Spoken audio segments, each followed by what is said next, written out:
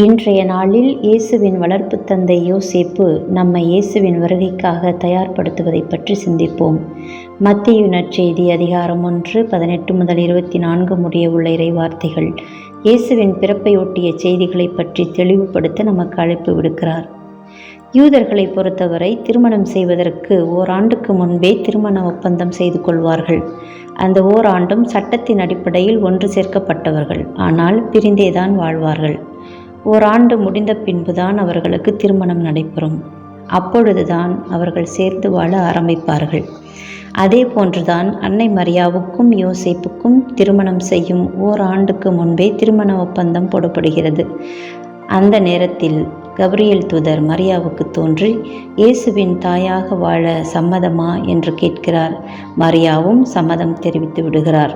மறுபுறம் யோசேப்பும் தங்களது திருமண விழாவுக்கு படிப்படியாக தேவையானவைகளை தயார்படுத்துகிறார். அந்த நேரம்தான் இடி விழுந்தது போல் அவருக்கு ஒரு செய்தி வருகிறது, அதாவது அன்னை மரியா கருவுற்றிருக்கிறார் என்று. இதை கேட்டவுடன் யோசேப்பின் கனவுகளும் எதிர்பார்ப்புகளும் சுக்குநூறாக உடைப்படுகிறது. என்ன செய்வதென்று தெரியாமல் குழப்பமடைகிறார். அந்த இரவில்தான் வானதூதர் கனவில் தோன்றி, பயப்படாதே, மரியா கருவுற்றிருப்பது தூய ஆவியால் தான். ஆகவே நீ மரியாவுக்கு எந்நேரமும் துணையாக இருக்க வேண்டும் என்று கேட்க கலங்கி போயிருந்த யோசேப்புக்கு ஒரு தெளிவு பிறக்கிறது. அன்பு உறவுகளே, இங்குதான் நாம் யோசேப்பிடமிருந்து சில நற்பண்புகளை கற்றுக்கொள்ள கடமைப்பட்டுள்ளோம். ஆண்டவர் இயேசுவின் இறையாட்சி பணிக்கு அடித்தளம் அமைத்து கொடுக்கும் பொறுப்பு புனித யோசேப்பிடம் இருந்தது. மகனாகிய கடவுளையும் அவரது தாயான கன்னி மரியாவையும் பாதுகாத்தவர் என்பதால் திருக்குடும்பத்தின் தலைமை பொறுப்பு யோசேப்பிடம் இருந்தது. கன்னி மரியாவுக்கு நிகராக கடவுளின் மீட்பு திட்டத்தில் யோசேப்பு ஒத்துழைத்திருக்கிறார். இவர் பேசியதாக நற்செய்திகள் எதுவும் கூறாததால் இவர் அமைதியின் புனிதர் என்று பெயர் பெற்றுள்ளார். மன்னித்தல் என்பது எளிதான வார்த்தை அல்ல. ஆனால் மன்னித்தால் மட்டுமே கடவுளின் இரக்கத்தை பெற முடியும். மன்னிப்பதும் மன்னிப்பு பெறுவதும் ஒரு மருத்துவம். இதைதான் யோசேப்பு செய்தார். மரியாவை காட்டி கொடுக்காமல் முழுமையாக ஏற்றுக்கொண்டார். விசுவாசம். யோசேப்பு கடவுள் நம்பிக்கை கொண்டவர். அதனால்தான் வானதூதரின் வார்த்தைகளை கனவில் கேட்டதை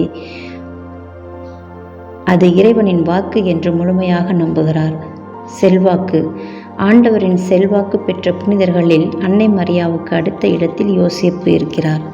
இவ்வாறு நேர்மைக்கு பெயர் போன சுயநலமற்ற மனிதராக, பிறரை காட்டிக் கொடுக்காத பெருந்தன்மை உடையவராக, கற்பின் காவலனாய், திருக்குடும்பத்தின் பாதுகாவலராய், கல்விக்கும் உழைப்புக்கும் அரணாய், கனவை நனவாக்கிய கனவு நாயகனாய், கீழ்ப்படிதலுக்கு முன் உதாரணமானவர் என நம் தாய் திருச்சபை புனித யோசேப்பை கொண்டாடுகிறது.